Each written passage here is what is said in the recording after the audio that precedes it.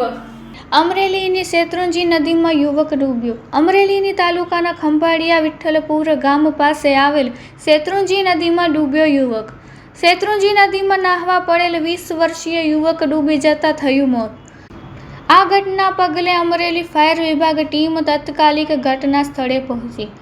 Fire વિભાગ ટીમે નદીમાંથી યુવકના મૃતદેહને બહાર કાઢ્યો. આ ઘટના પગલે લોકોના ટોળા એકઠા થયા. યુવકના મૃતદેહને પીએમ અર્થે હોસ્પિટલ ખાતે ખસેડાયો. સમગ્ર મામલે પોલીસે તપાસ હાથ ધરી. મૃતક યુવકનું નામ સમીરભાઈ મહેશભાઈ સોલંકી, ઉંમર વર્ષ 20, રહેવાસી બહારપરા, અમરેલી. રિપોર્ટ બાય સરફરાજ ખોખર, વીજ પડી, અમરેલી.